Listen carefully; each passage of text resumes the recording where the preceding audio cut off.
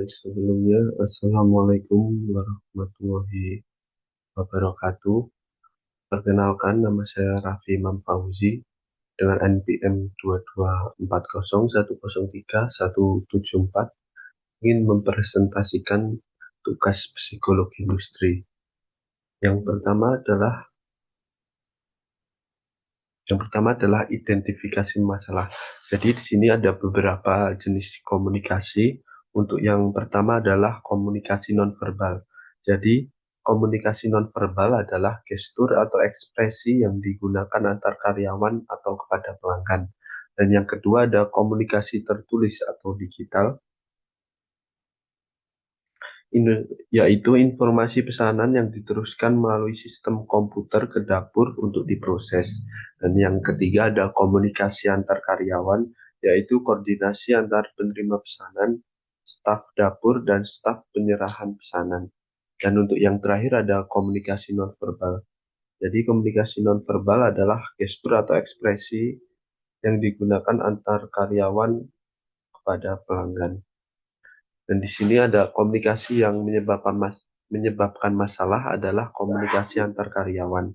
Jadi kurangnya koordinasi multitasking yang berlebihan atau miskomunikasi saat menyiapkan pesanan. Dan yang selanjutnya ada permasalahannya, ya. Yang pertama adalah gangguan multitasking.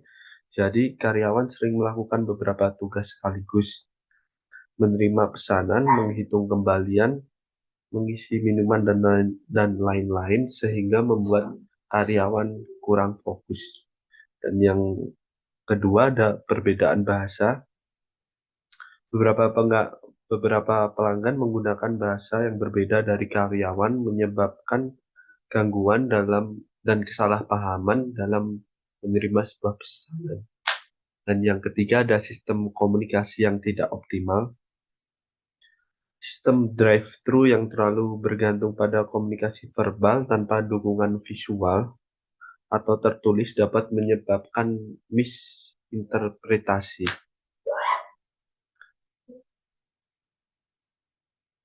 Dan yang selanjutnya di sini ada contoh kasus nyata dari studi kasus soal di atas. Seorang pelanggan memesan burger tanpa tomat, tetapi ketika pesanan sampai, burger tersebut berisi tomat. Hal ini terjadi karena penerima tidak mendengarkan dengan jelas permintaan spesifik pelanggan akibat gangguan suara dari intercom. Dan untuk selanjutnya adalah solusi. Jadi untuk solusi yang bisa saya berikan dari permasalahan di atas, yang pertama ada penggunaan teknologi untuk mendukung komunikasi. Jadi bisa gunakan layar digital di drive-thru untuk menampilkan pesanan pelanggan secara real time. Pelanggan dapat memverifikasi pesanan mereka sebelum diproses. Dan yang kedua ada pelatihan ulang karyawan. Jadi di sini pelatihan ulang karyawan adalah memberikan pelatihan khusus untuk meningkatkan kemampuan mendengarkan, active listening, dan multitasking yang efisien. Dan ajarkan teknik komunikasi yang lebih jelas dan sederhana untuk mengurangi resiko kesalahan. Dan yang ketiga ada pemisahan tugas. Hindari multitasking berlebihan dengan membagi tugas lebih spesifik. Misalnya, satu karyawan fokus menerima pesanan, satu karyawan bertugas menangani pembayaran, dan satu karyawan lainnya menyiapkan pesanan. Dan untuk yang terakhir ada peningkatan sistem komunikasi antar karyawan. Jadi bisa gunakan headset internal dengan noise cancelling untuk komunikasi antar karyawan agar lebih jelas. Dan juga terapkan sistem kode warna pada pesanan untuk mempermudah identifikasi menu khusus. Dan di sini ada cara mengukur keefektifan solusi. Yang pertama adalah umpan balik dari pelanggan. Umpan balik dari pelanggan ini merupakan survei kepuasan pelanggan setelah penerapan solusi. Jadi kita bisa melihat apakah pelanggan itu sudah puas dengan pelayanan kita. Dan yang kedua ada data kesalahan pesanan. Bandingkan jumlah kesalahan pesanan sebelum dan setelah penerapan solusi. Jadi kita bisa melihat kesalahan pesanan yang terjadi sebelum dan sesudah mendapatkan solusi tersebut. Dan yang ketiga, ada efisiensi operasional. Jadi pantau waktu rata-rata yang diperlukan untuk menyelesaikan setiap pesanan. Jadi kita bisa melihat waktu dan ketepatan karyawan dalam menyelesaikan suatu pesanan dari pelanggan apakah sudah tepat dan cepat atau masih lambat seperti sebelumnya. Dan di sini ada kelebihan solusi. Yang pertama itu ada dampak positif bagi perusahaan, yaitu meningkatkan akurasi pesanan sehingga meminimalkan keluhan pelanggan dan juga meningkatkan efisiensi operasional dengan tugas yang lebih terorganisir.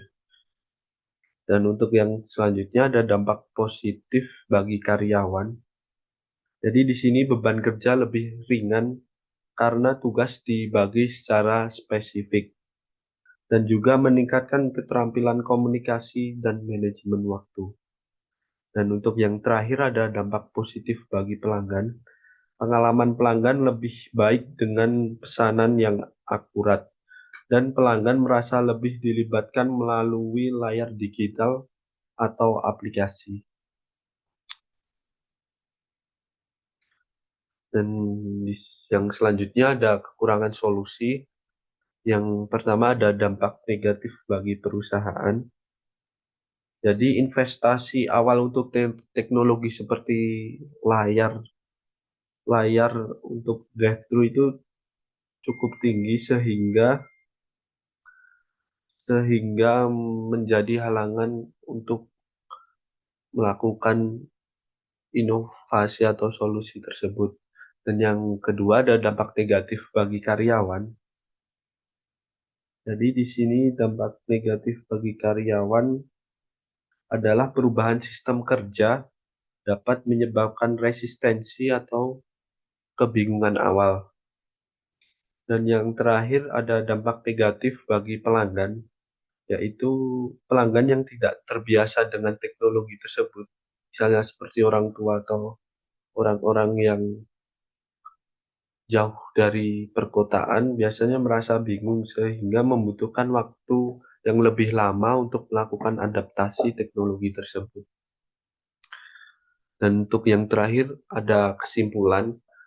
Yang pertama ada kesalahan pesanan di drive-thru disebabkan oleh komunikasi yang tidak efektif, multitasking berlebihan, dan perbedaan bahasa.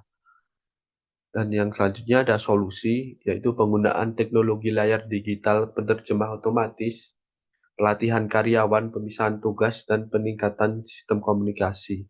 Terus ada kelebihan solusi, yaitu meningkatkan akurasi pesanan, efisiensi operasional, dan juga kepuasan pelanggan. Dan untuk yang terakhir ada kekurangan solusi, yaitu membutuhkan investasi awal yang tinggi dan waktu adaptasi bagi karyawan dan juga pelanggan.